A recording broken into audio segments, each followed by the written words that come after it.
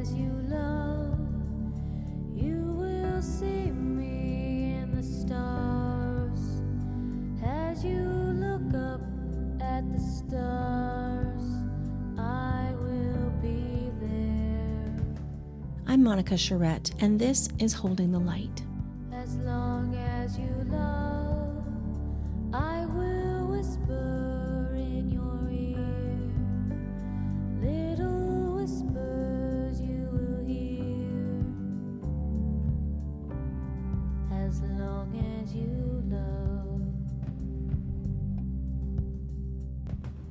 Every day, Dawn carries her heavy grief, along with the endless love for her son, Christopher. But she never carries the guilt or responsibility that often plague parents of child loss to suicide.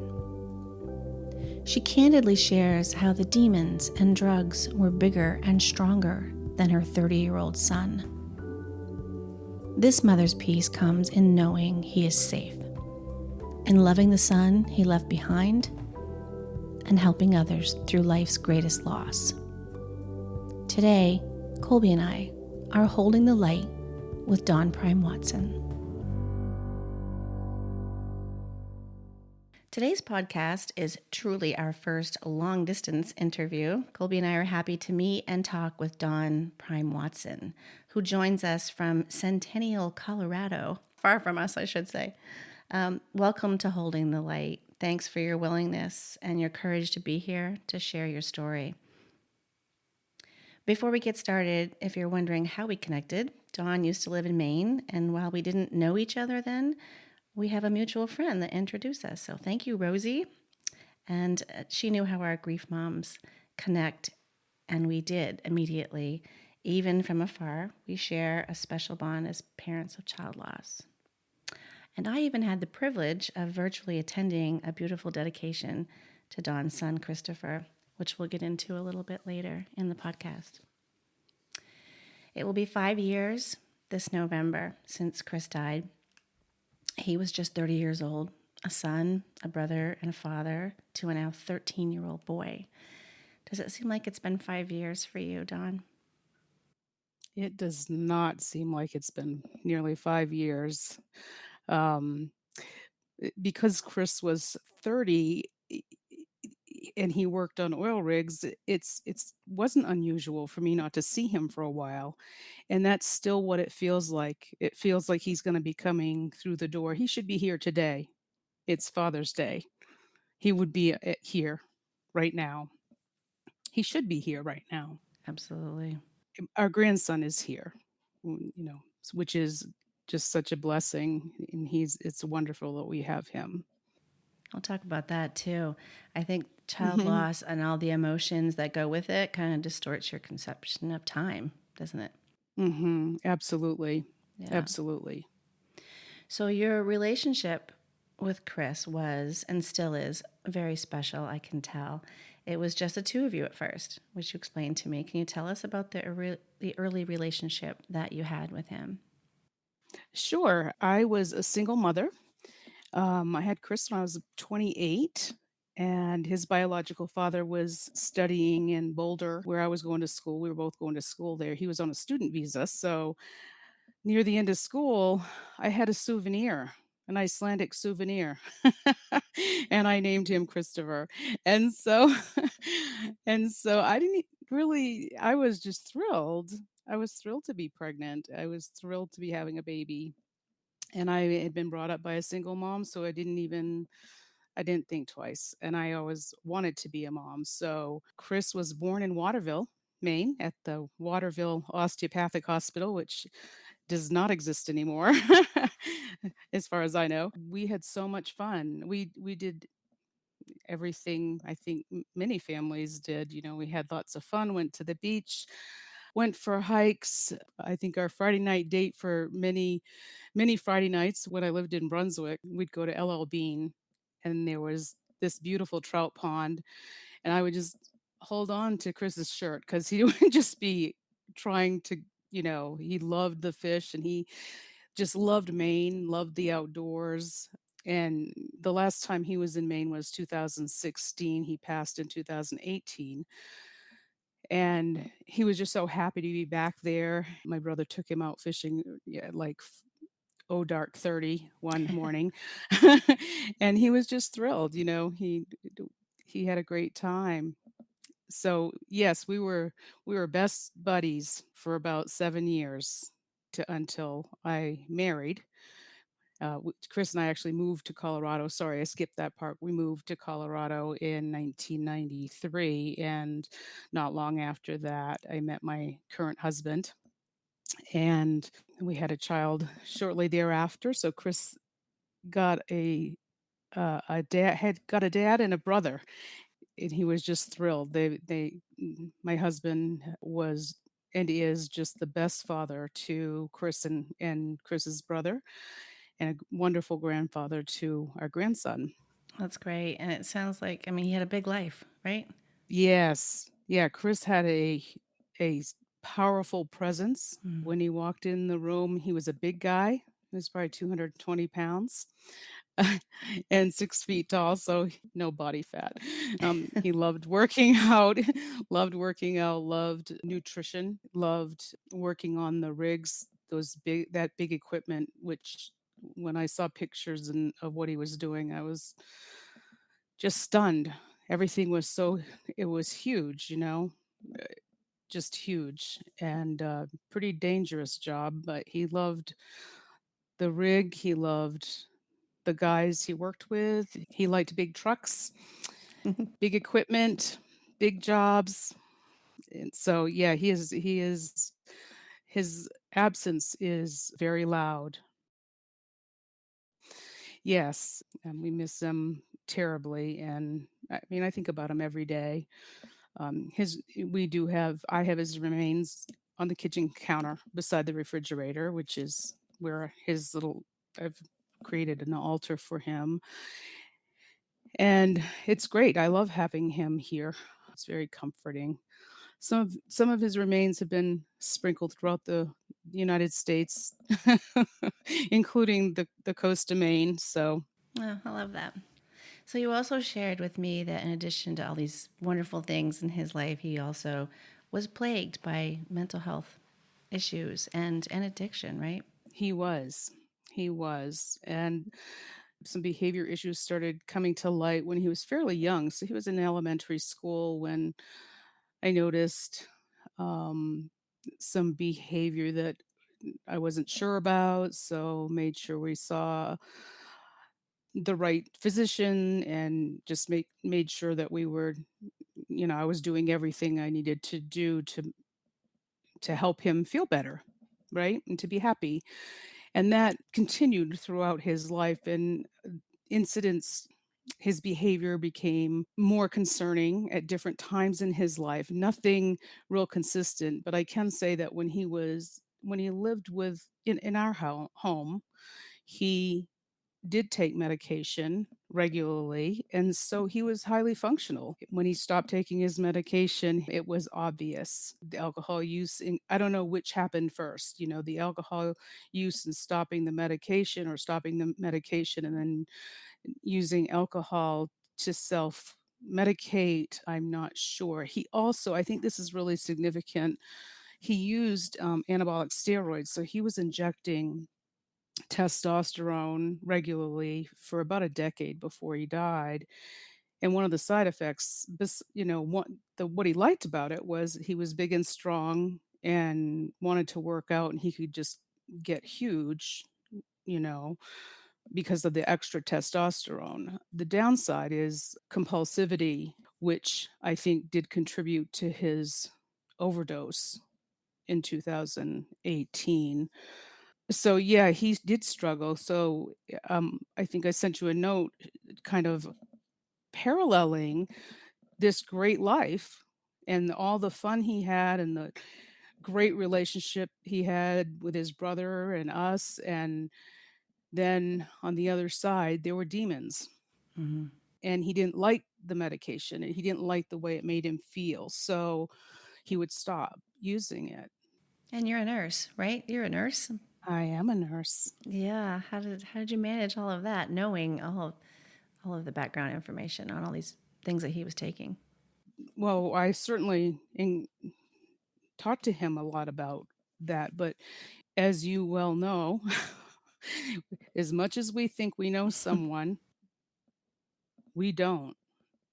I thought Chris would do whatever I suggested and try to rationalize, but he's he's not me.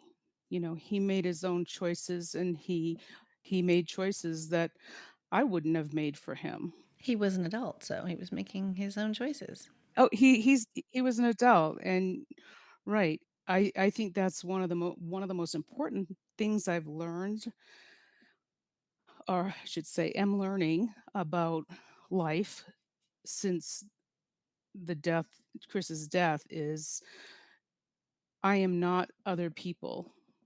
And I hear so many parents or siblings say, you know, I should have saved him.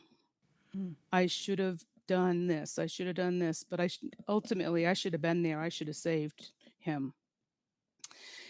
And that is so not true. There's no way you can know what someone is thinking in a split second. Even if I tell you how I'm feeling right this minute, you could leave the room and as soon as you come back, I'm thinking something else, right? And so that is I need to be responsible for myself and take care of myself. That's my job. That's my only job.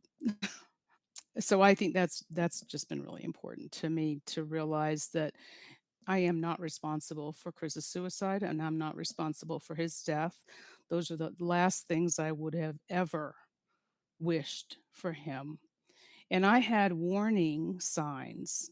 He had attempted 4 times in 2018. But it had been several months since he had attempted, and I got a call. I had seen him on Thanksgiving Day, which is such a gift. Such a gift. What a great day we had. And I got to kiss him goodbye. I got to tell him I loved him.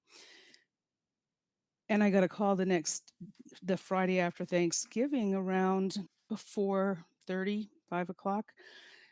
And it was his then girlfriend who was just crying and they'd had a fight. And I said, "Oh, he's fine. I just saw him yesterday." I mean, I can still feel him. I can still feel his hug. I could still hear his voice. And I'm like, he's fine. I just saw him yesterday. He's fine. I never occurred to me that he was going to hurt himself that afternoon, that evening. I was making turkey pot pie. That's what I was doing. I was cooking. And I was like, we're good. No, I'm sure he's fine. So I just didn't give it another thought that day. You'd also said that he'd called you before during these other attempts. Yes. Yeah, that was really significant to me is this was different. Yeah. This evening was different because the 4 times he had attempted previously, he called me, he called his dad, he called his brother. He just kept calling until someone answered, and usually we were all together. So my husband is calm. He's very quiet and he's calm, unlike me, maybe. Um, and so we'd have him talking with Chris, and Chris would be crying. He'd say, "I've taken a whole bunch of pills and I'm drinking and I'm so sorry." He'd be crying. He'd just be distraught. And I was pretty good at getting a 911 operator or paramedics to him. He lived 3 counties away. And so that was well, it wasn't challenging. It's not challenging to a mother who thinks her child is dying. You just do what you need to do.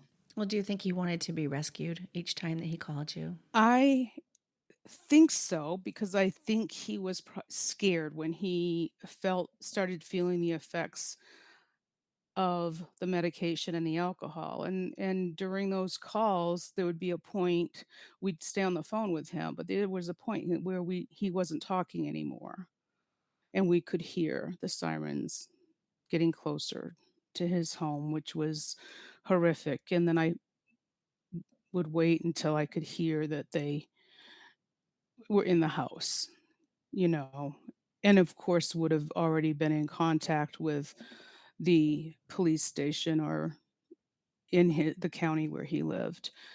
That must have been horrific for you. There just aren't any words. It was, I mean, as close as you can get, it's just unthinkable. It's unthinkable. And I was remembering there was the third time he'd attempted.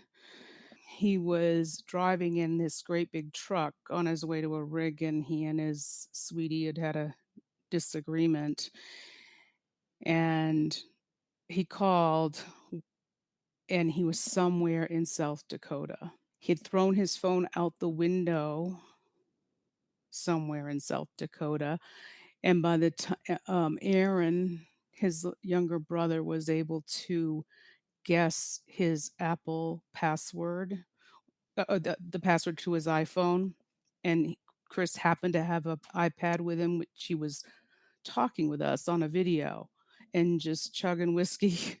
Was awful to Ugh. watch him doing this, right? And driving 100 miles an hour because there's nothing in South Dakota, North Dakota, not a lot, where he was on his way to a rig. So I don't know. It it it was remarkable that I was able to finally I did get it was a Friday night, and I was able to get a volunteer deputy on the phone, and I was able to give him Chris's coordinates. He's on the corner of highway this and highway that, and give him the exact coordinates which he could plug into his computer, and they found him, and that was the time that he was closest to not making it. His respirations were like 4, Oh my. and he was unconscious. So the hospital near where he was they were unable to care for him. He needed a higher level of care, so they had to transport him to Bismarck. And I had my husband, I said, "Y'all need to let me know when you're gonna discharge him because he's gonna try to kill himself, and, my husband's gonna fly up, meet him at the door, fly him back to a mental health facility. Hmm. We're gonna do a door-to-door discharge plan." And I had his medical records sent. No easy feat, by the way, I know. with HIPAA. With HIPAA. And Exactly. he was 30 and I was not. He they weren't gonna give me any information, but fortunately they did, and I was able to get that done, and my husband did fly in and got him, flew him back. We left his truck there, and he got to the mental health facility, and they asked him if he wanted to kill himself, and he said, "Nope, I wanna go home." And they said, "Okay, well, we can't hold you against your will."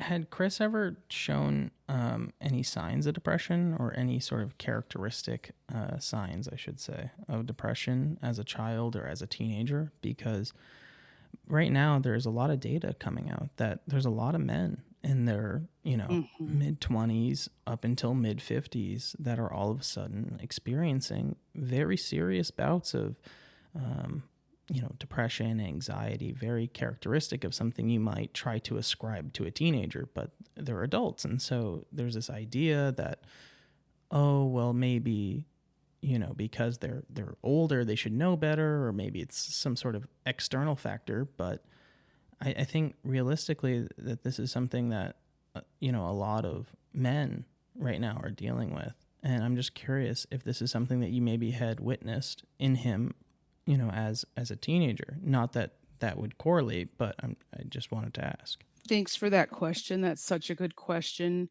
in observation, and it is true. Chris had major depressive disorder, diagnosed much earlier in his life, and when he lived with us, I could assure that he was taking medication for the depression after he was diagnosed with it. And then that the depression didn't go away, but his use of the prescribed medication, he stopped doing that well, I'd say really pretty much for the most time of his most of his adult life. He was not taking any medication. He did have some mild bipolar diagnosed as well as a teenager. So when I mentioned earlier that his behavior became more concerning as he was getting older, that started in high school where there was a DUI at one point when he was like 17 and, you know,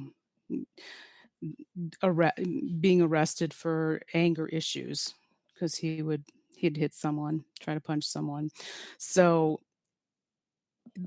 I didn't see those behaviors when he was taking his medication.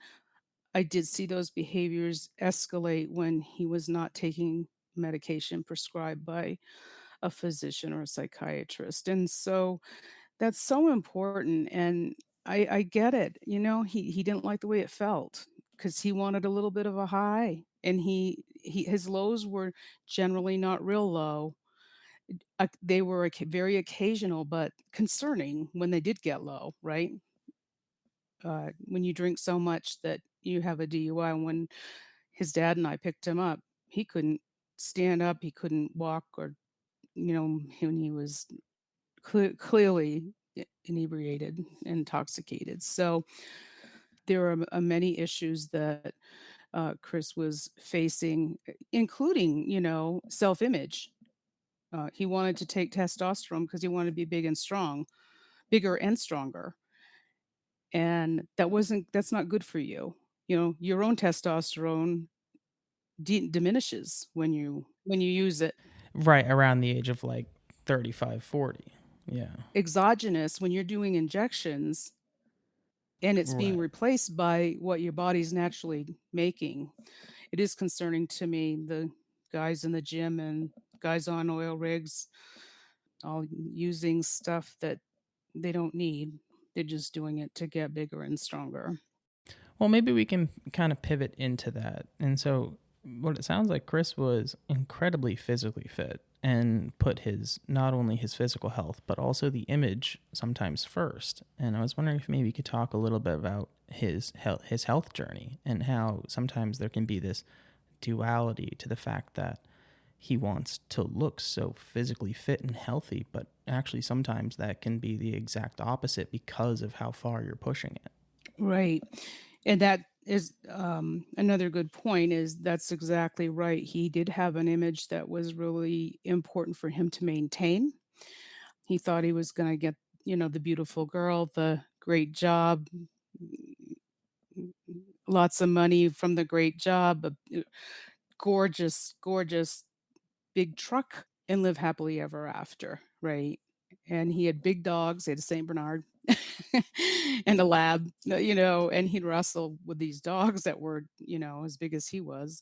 But yeah, it was very hard. But on his day-to-day life, he also, in parallel, was eating just chicken breast with no skin. And, he would prep meals and eat, sweet potato and chicken, and that's what he'd eat for 2 weeks. If he was going on a rig for 2 weeks, he'd bring meals.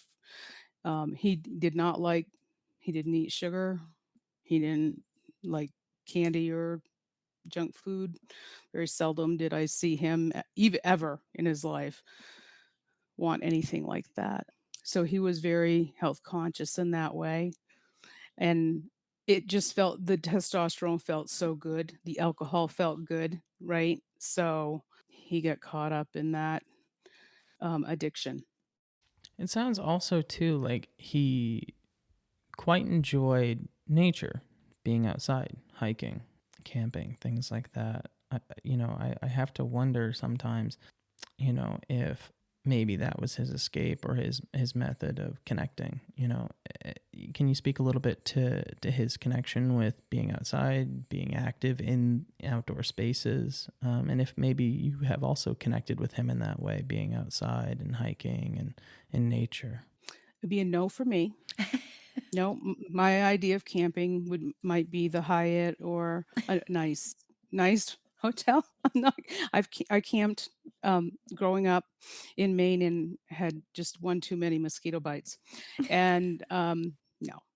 And so, but I made sure Chris and I did, lots of walking outside and doing things outside. And when the boys were growing up, we took them snowboarding, and during the winter, Chris loved to skateboard during the warmer months. He went to a skateboard camp, Woodward in California with one of his best friends who tragically died in a car accident when Chris was about a junior in high school, which I believe also affected Chris.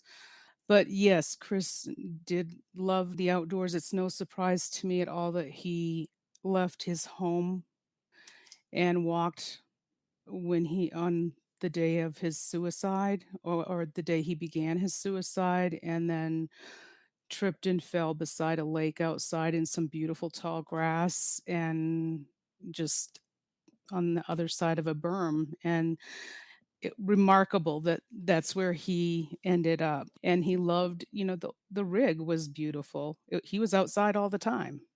He was outside all the time. And if it was 30 below, one of his good friends at his bench dedication was talking about something Chris said, that embraced the suck, because it really sucked being up on this rig. And Chris said that to his friend. He said, "Embrace the suck. We're really lucky to have a job." Chris was just so positive, and the moments that he was down were so seldom. But when later in his life, when he was down Mm. and didn't want to live any. He did not want to live. In 2018, he was as sure as he could be that he did not want to be here. One of the reasons that I can get up every day is that I know for sure he did not want to be here.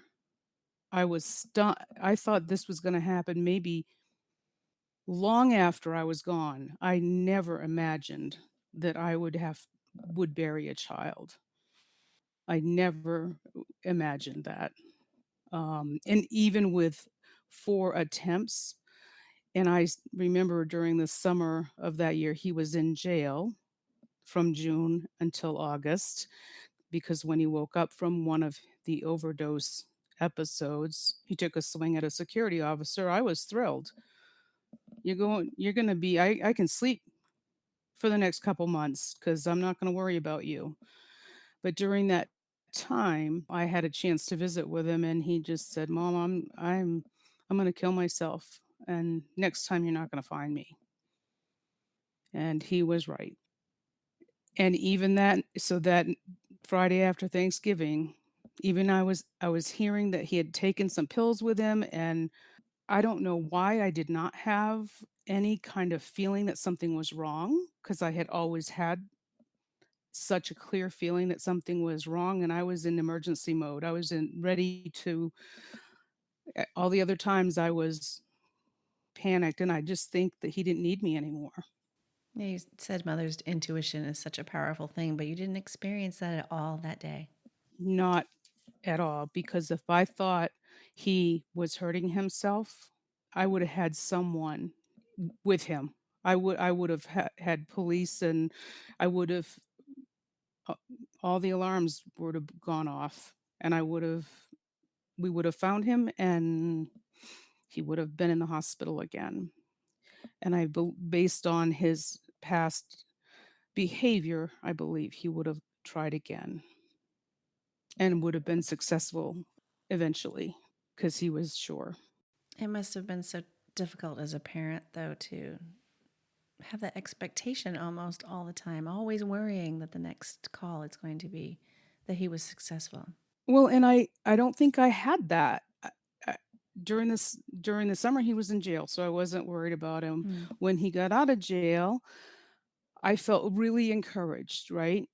I made sure he had some medicine, made sure I didn't give him money, but I gave the pharmacy money, my credit card, to make sure he could get medication the next day and get refills, because I picked him up. I stayed at the jail all day with him and waited for him to be released, and I was encouraged. I said, "We'll work on all the stuff you need to work on, and we got this. We got this." And we talked frequently and made sure. I said, "Okay, the next thing on the list is you need to do this." And he just was checking stuff off that he needed to do, and I thought everything was fine. Mm. He sounded fine. I saw him the day before he initiated his suicide. He was more than fine, because there are these signs that mm, people sometimes talk about, and I do believe that some of those signs do happen to some people, but not everyone. Like, Chris was taking things home and finding things, Mm. asking us, "Are you sure do you need that patio set? Are you sure? Because that would fit perfectly in the back of my truck right now." He's trying to take things to his house.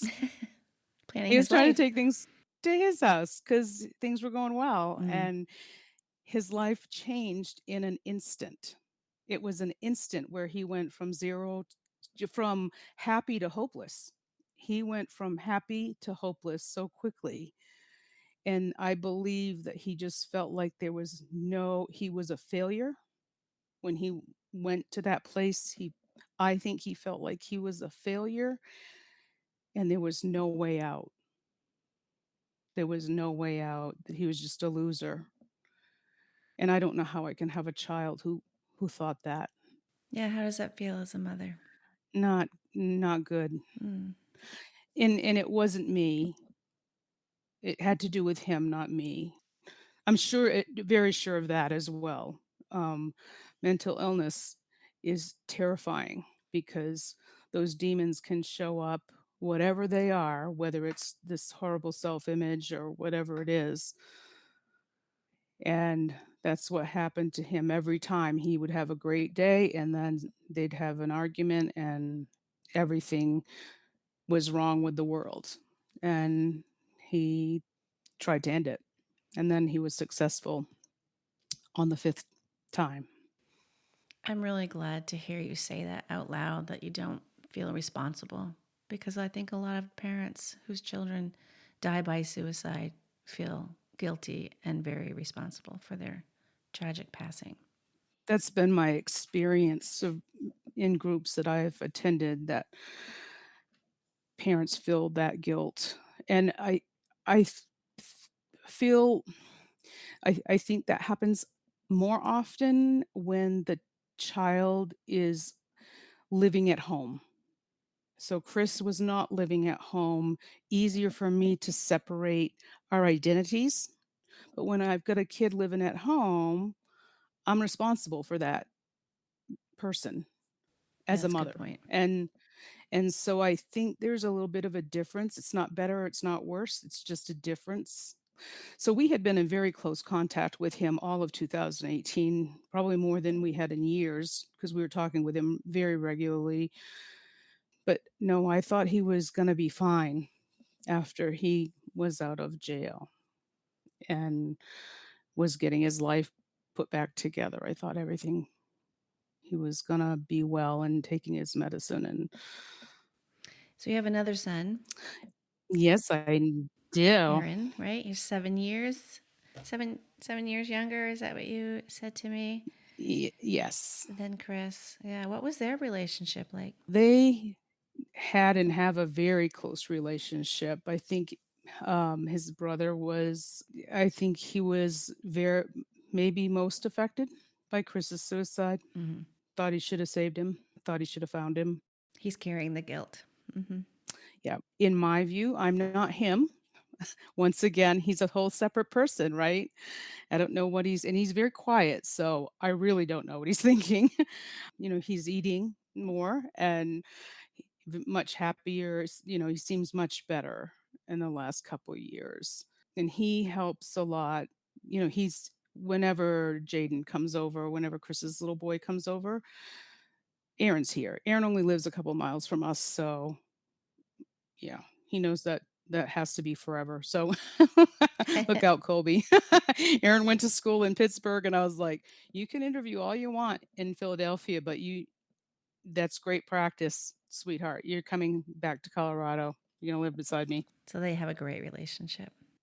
And they have a great relationship. Yeah. And then I have noticed Jaden really wants to do what his dad did.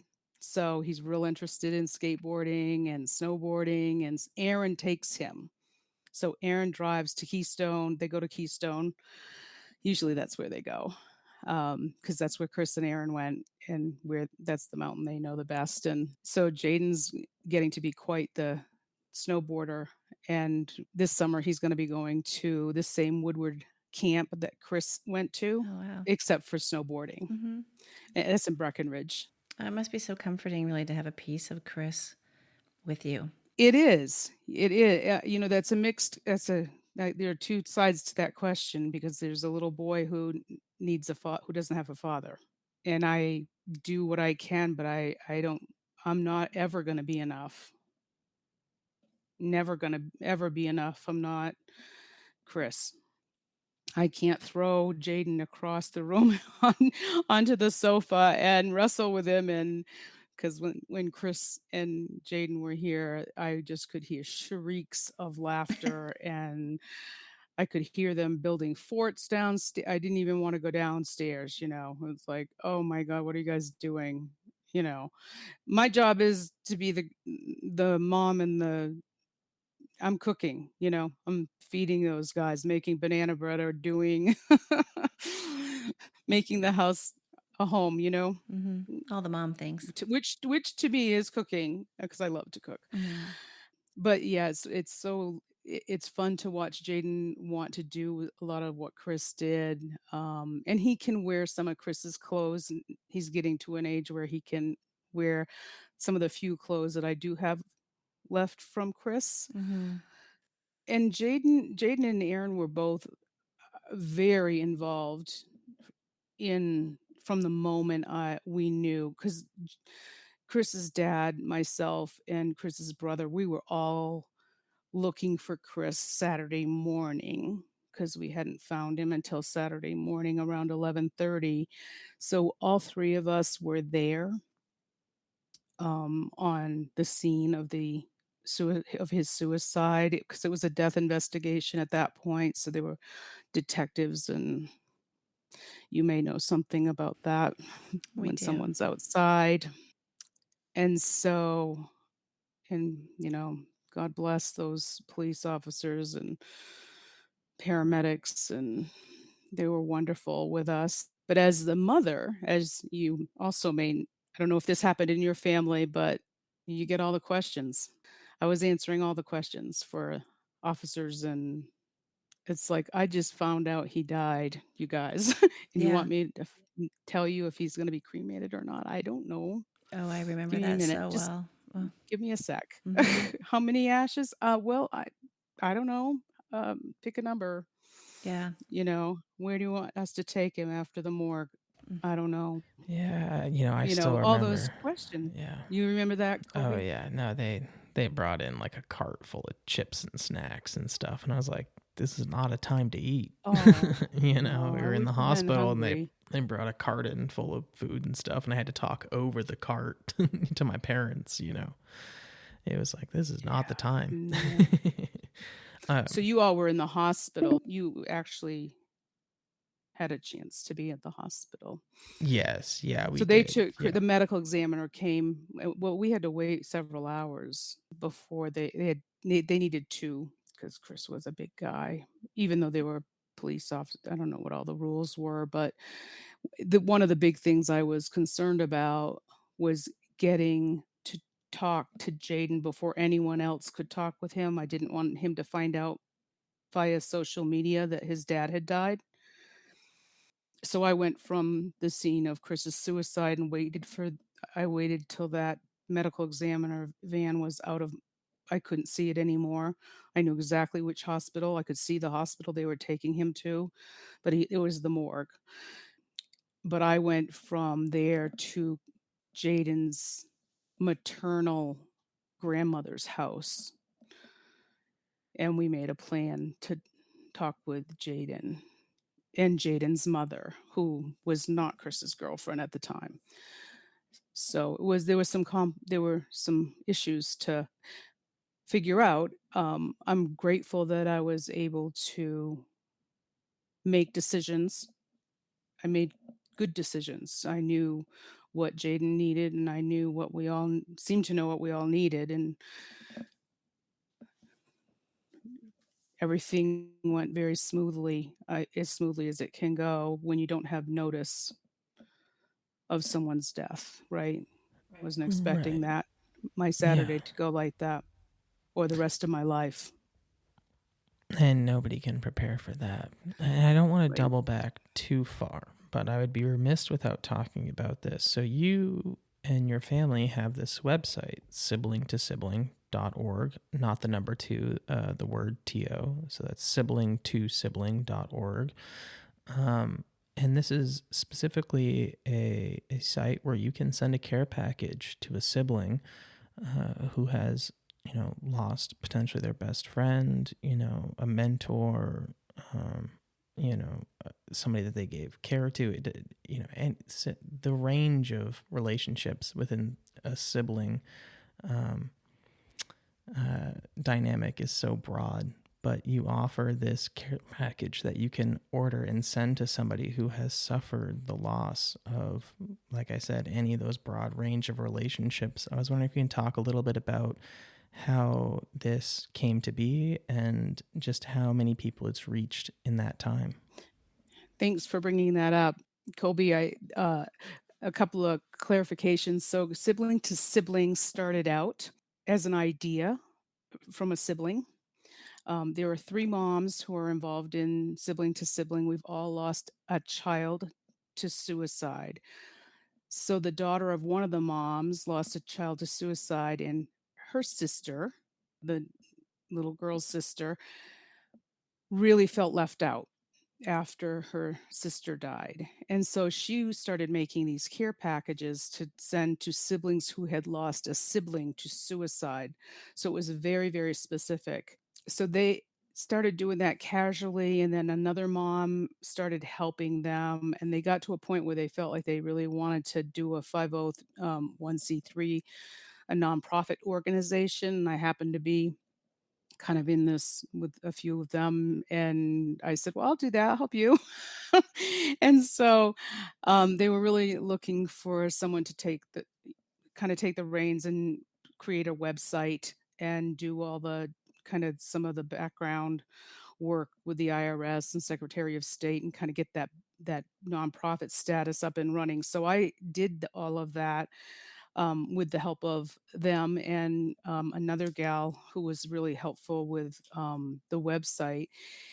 And throughout, the intention from the very first day was to be able to find a sibling to take over this nonprofit, because we weren't siblings who had lost a sibling. We were parents who were just trying to get this idea off the ground. So we did get it off the ground, and we've done a lot of work, sent many, many uh, gift boxes to siblings who have lost a sibling to suicide. Unimaginable that are so many, and people seem to really be comforted by that. So we are currently, this is so timely because we are currently in transition. We found a sibling group on Facebook, and we've had meetings with their moderators. And that group, the name of that group is Survivors of Sibling Suicide. It's survivorsofsiblingsuicide.com. And so they're taking in Sibling to Sibling under their auspices, which I think is just over the moon thrilled.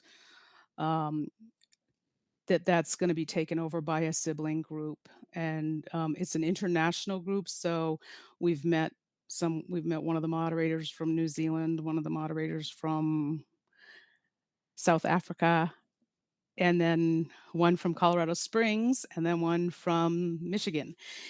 And so the gal from Colorado Springs has actually come up to my home where we housed all the sibling to sibling stuff. So I'm not sure they're going to do physical boxes at the beginning. I think they're talking about doing some virtual boxes while they get up and running, kind of get their feet wet. Um, so we are in transition, and we're thrilled. Unfortunately, the sister whose idea this was, Indaya, was killed in an automobile accident 2 years after her younger sister committed suicide. Oh my. So, that is so sad. So the 3 moms have taken her idea and, her spirit and just said, "We got this, Indaya," and we did. It's come to fruition and is now in the hands of siblings, which is what we all wanted to happen. So, uh, we're deep in we're deep in child loss and sibling loss, and I would encourage anyone who has lost a sibling, any sibling who's lost a sibling to suicide, to check out that site. I am sure that they're going to be adding this podcast to their website. They know that I'm doing this today. So um, just trying to get, information to people, trying to get support to siblings. We very much want uh, we want no sibling to feel like they're alone, and we want them to feel like they always matter. Krys did not feel like he didn't feel like he mattered when he died. He didn't matter. And he wasn't thinking of me. He was in his own grief, horrible, horrible world where he felt like there was no way out except to die. And I believe that that's the mindset of people who do kill themselves and who do commit suicide, is there's no way out. There's no other there's nothing else. This isn't working. I'm never going to be able to make this work. I guess the one thing that I feel as we speak right now and think about holding the light is that Krys is safe and sound. Krys is safe and sound. Um, he intended to do something and he did follow through with that. Wish he hadn't done that. That was not my wish. Wasn't his brother's wish. Wasn't his son's wish. It was not our wish in any way.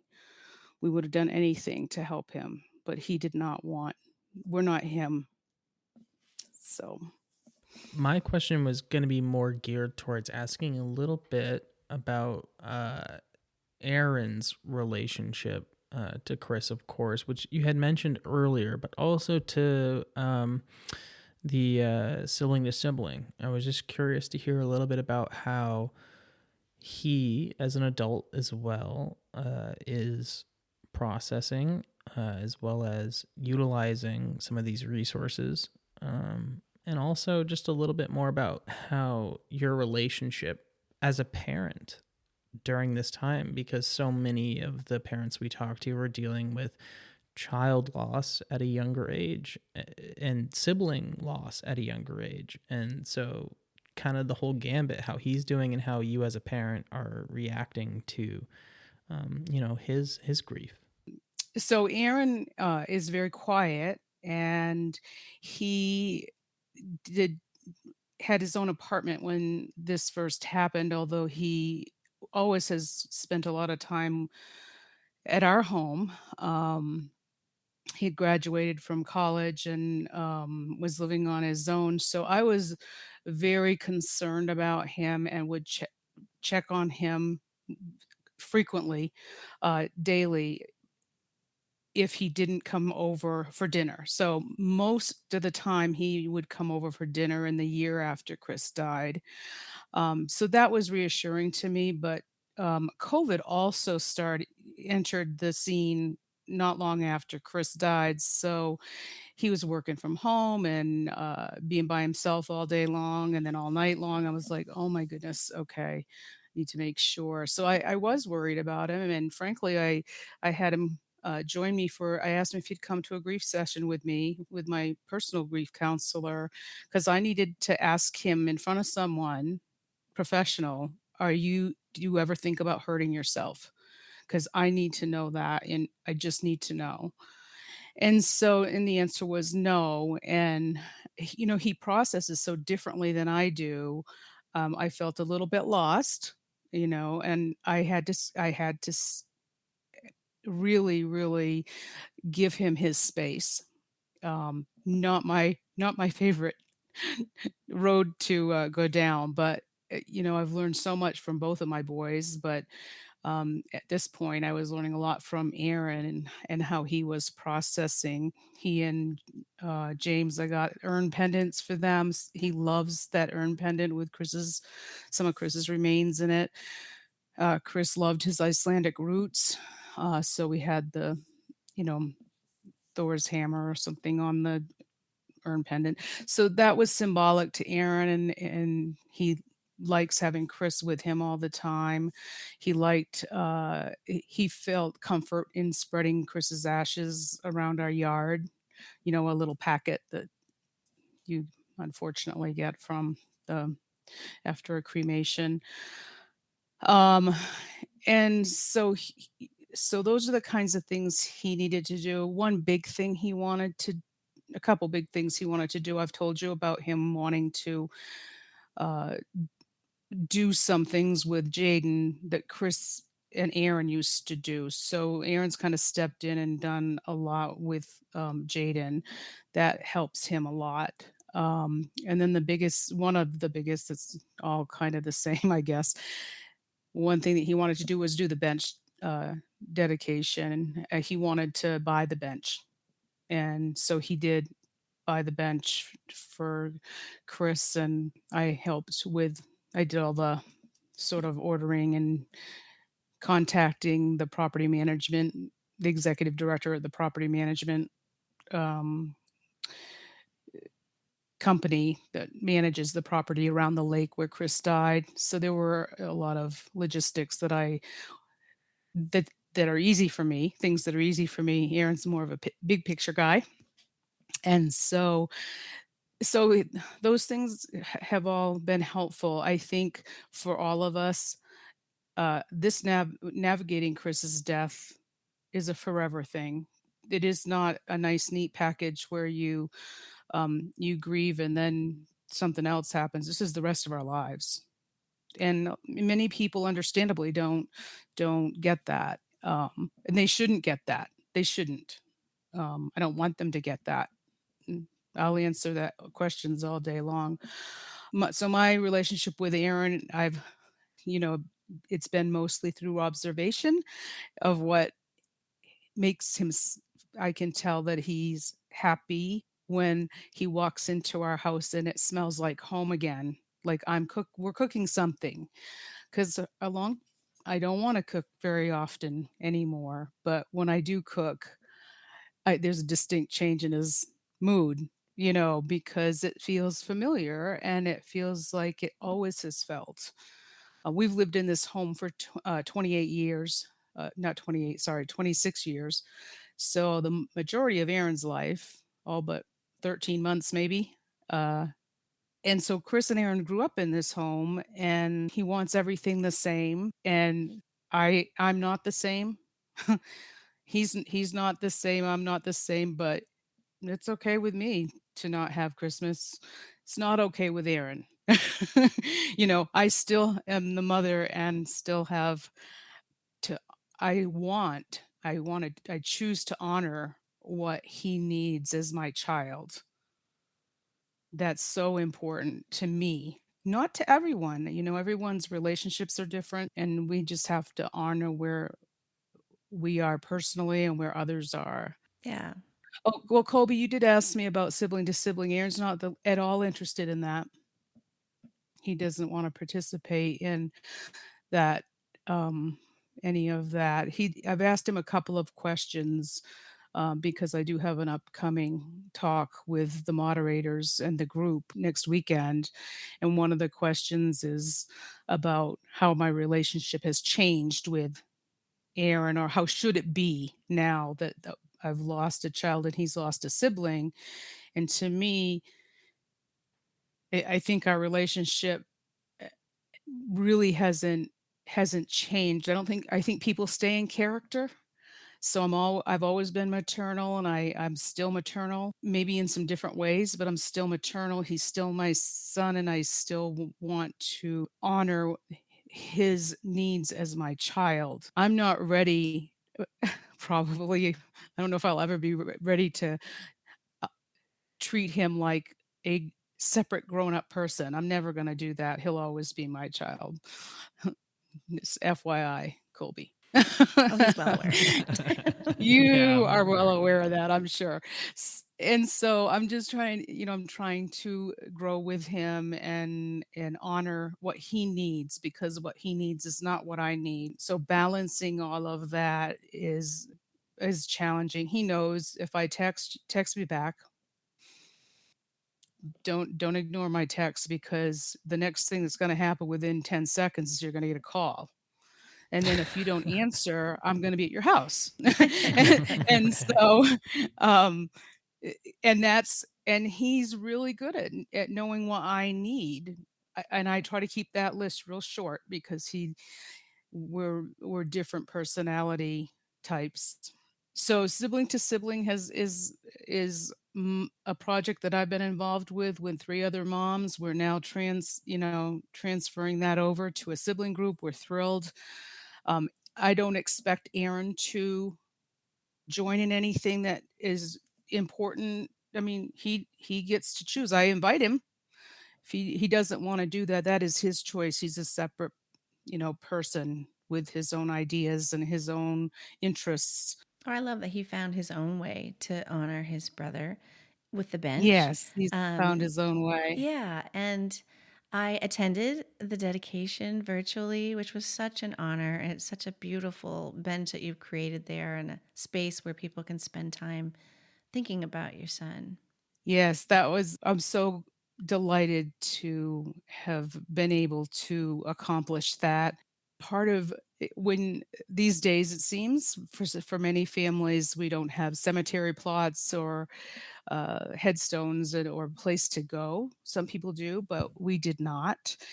And so I agreed with Aaron that, it's so nice to have a place for Jaden and Aaron to go to at whatever points in time they need to do that. I think it's a beautiful place, and the bench is actually at a environmental center, which is just beautiful. Everything growing there is native to the state of Colorado, so it's a lovely spot. Hard place to be for me, but it's a wonderful place to honor Krys. And like you mentioned, that's such a wonderful place, for Aaron and Chris's son to visit and to feel Krys. I'm curious though, are there any other places that you feel and see Krys? Is there any, um, whether it be something out in nature or something even in your own home? Is there any areas in your life where you go, oh, that's Krys. I can feel him again. I don't, and I hate giving you that answer. No, that's okay. That's Yeah, I absolutely would love okay. I'm waiting for Krys to visit, and I've Yeah. invited him. Yeah. Buddy, let me know you're here. Um, and I do not I've never felt any spirit from the other side. I've never felt that, and I Hmm. would love to feel that.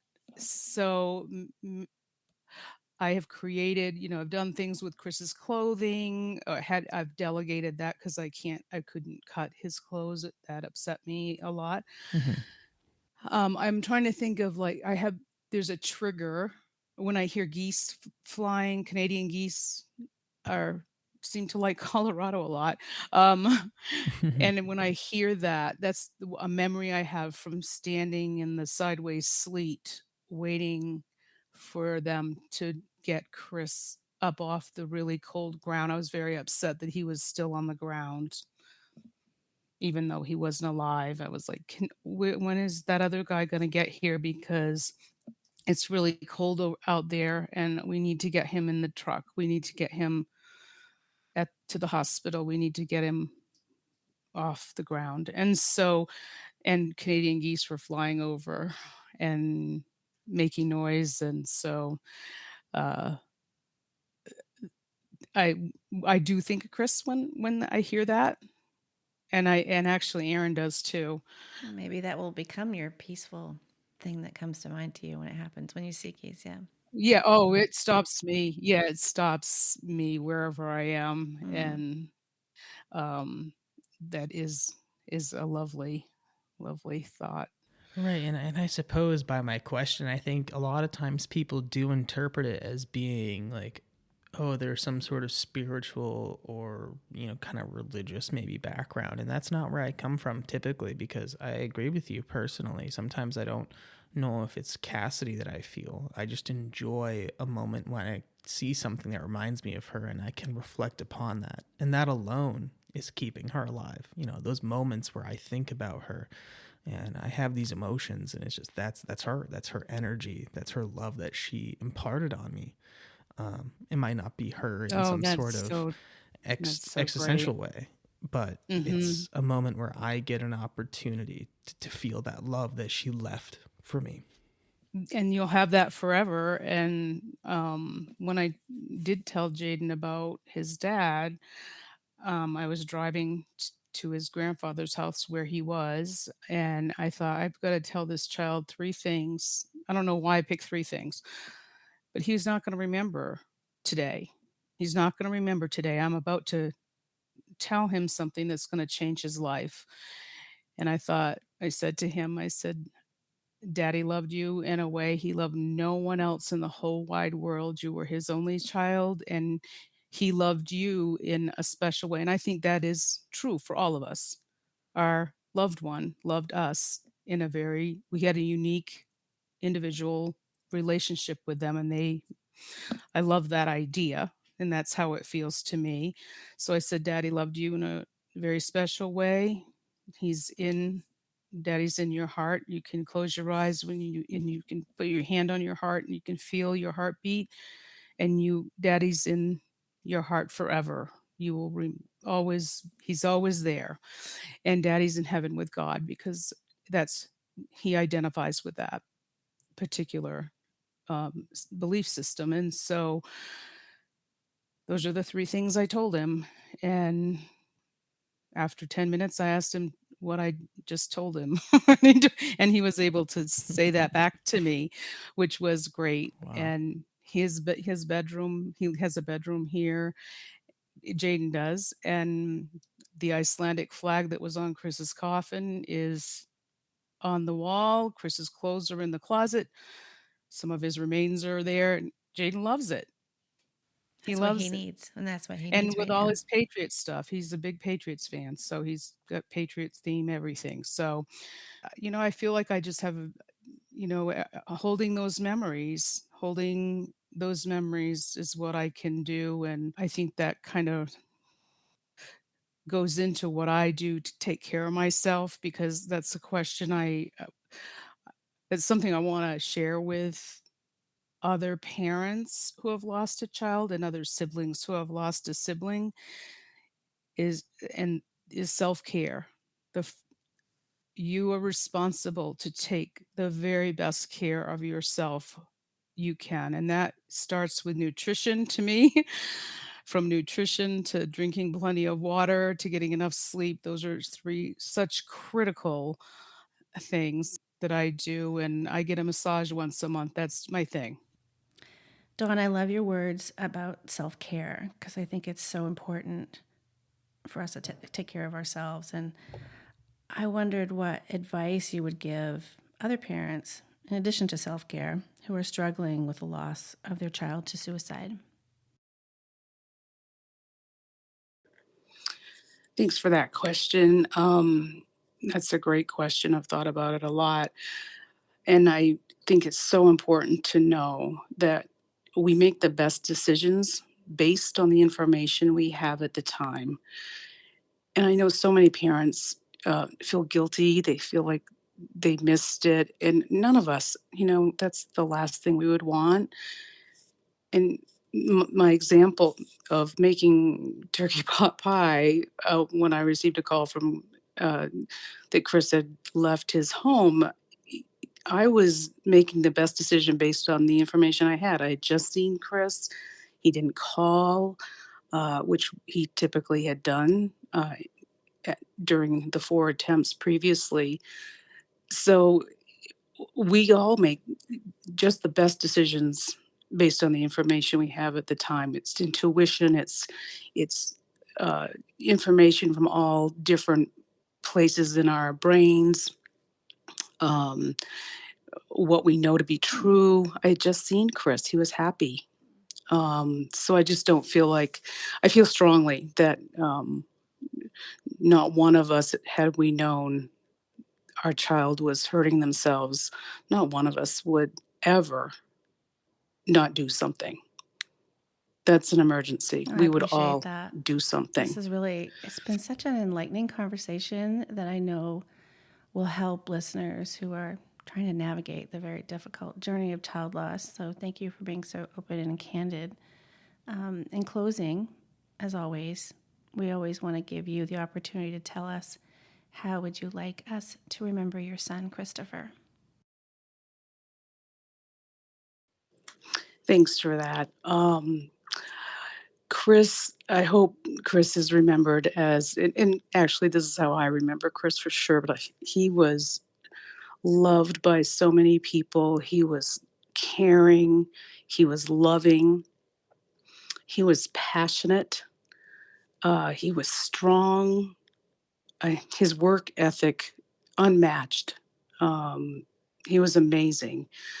He had an incredible understanding and commitment to nutrition, physical fitness, and the ability to engage with others was amazing. He had many very close friends.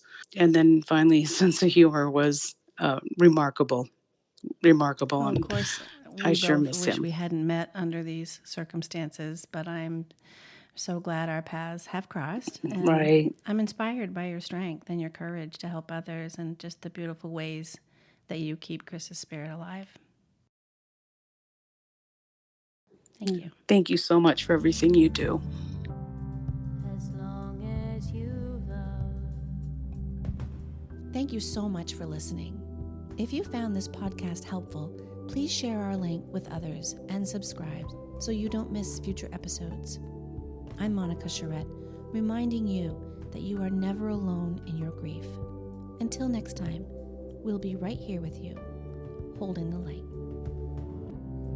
As long as you love.